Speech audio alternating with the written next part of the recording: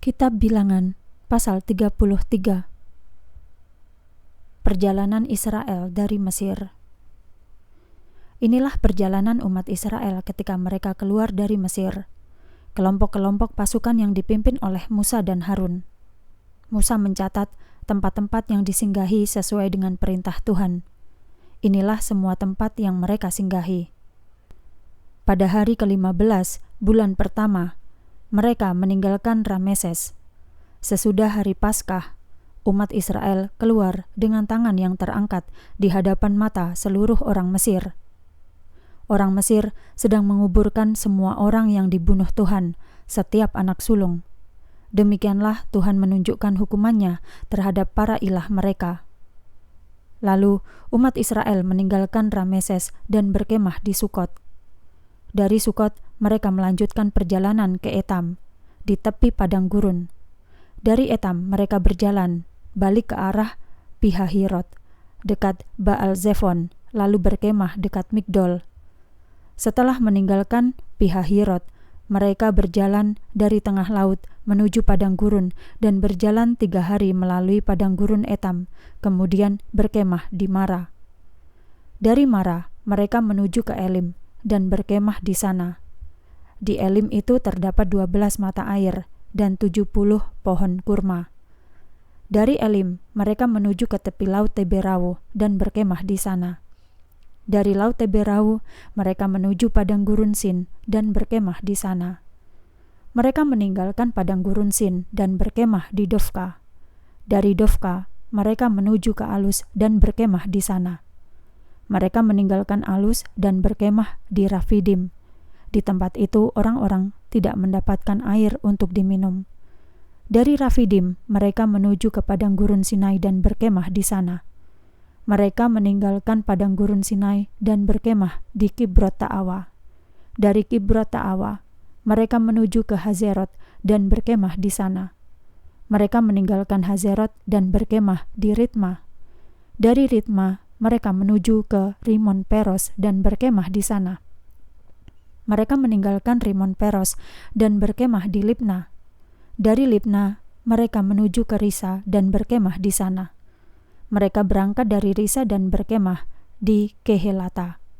Dari Kehelata, mereka menuju ke Harshafer dan berkemah di sana. Mereka meninggalkan Harshafer dan berkemah di Harada. Dari Harada, mereka menuju ke Makhelot dan berkemah di sana. Mereka berangkat dari Makhelot dan berkemah di Tahat. Dari Tahat, mereka menuju ke Tarah dan berkemah di sana. Mereka berangkat dari Tarah dan berkemah di Mitka.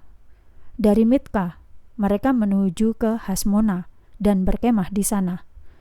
Mereka meninggalkan Hasmona dan berkemah di Maserot. Dari Maserot, mereka menuju ke Bene Yaakan dan berkemah di sana. Mereka berangkat dari Bene Yaakan dan berkemah di Horgidgad. Dari Horgidgad, mereka menuju ke Yotbata dan berkemah di sana. Mereka berangkat dari Yotbata dan berkemah di Abrona. Dari Abrona, mereka menuju ke Ezion-Geber dan berkemah di sana. Mereka meninggalkan Ezion-Geber dan berkemah di Kadesh, di padang gurun Sin. Dari Kadesh, mereka menuju ke Gunung Hor dan berkemah di sana, di perbatasan tanah Edom. Imam Harun pergi ke Gunung Hor sesuai dengan perintah Tuhan. Dia mati di sana pada tahun ke-40 sesudah umat Israel keluar dari tanah Mesir, pada hari pertama, bulan ke-5. Harun mati dengan usia 123 tahun di Gunung Hor. Raja negeri Arad, orang Kanaan yang tinggal di selatan tanah Kanaan, mendengar tentang kedatangan umat Israel. Mereka berjalan dari Gunung Hor dan berkemah di Zalmona.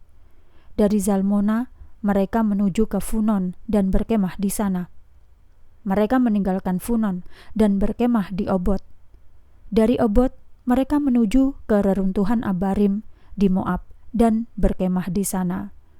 Mereka meninggalkan reruntuhan itu dan berkemah di Dibon-Gad. Dari Dibon-Gad, mereka menuju ke Almon di Belataim dan berkemah di sana. Mereka meninggalkan Almon di Belataim dan berkemah di pegunungan Abarim di depan Nebo. Dari pegunungan Abarim, mereka melanjutkan perjalanan ke tepi sungai Yordan di Moab, di dekat Yerikho. Mereka berkemah di tepi sungai Yordan di dataran Moab, mulai dari Bet Yesimot sampai ke Abel Sitim. Tuhan berfirman kepada Musa di dataran Moab, di tepi sungai Yordan di dekat Yerikho. Berbicaralah kepada umat Israel dan katakan, ketika kamu menyeberangi sungai Yordan untuk masuk tanah Kanaan, kamu harus mengusir semua penduduk negeri itu dari hadapanmu dan menghancurkan seluruh patung ukiran dan patung tuangan, serta segala bukit pengorbanannya. Kamu harus menduduki negeri itu dan tinggal di sana. Aku telah memberikan negeri itu kepadamu untuk kamu miliki. Kamu harus membagi negeri itu menjadi tanah pusaka dengan membuang undi berdasarkan keluarga-keluargamu yang jumlahnya banyak harus mendapat tanah pusaka yang luas. Bagi keluarga yang kecil mendapat bagian yang kecil. Sesuai undian masing-masing itulah miliknya. Menurut suku-suku bangsamu, kamu akan menerimanya. Akan tetapi, apabila kamu tidak mengusir penduduk negeri itu dari hadapanmu, maka orang yang masih hidup akan menjadi duri dalam matamu dan yang juga menusuk lambungmu. Mereka akan memusuhimu di negeri yang kamu duduki itu. Seperti aku melakukan yang telah kurencanakan kepada mereka, itu juga yang akan aku lakukan kepadamu.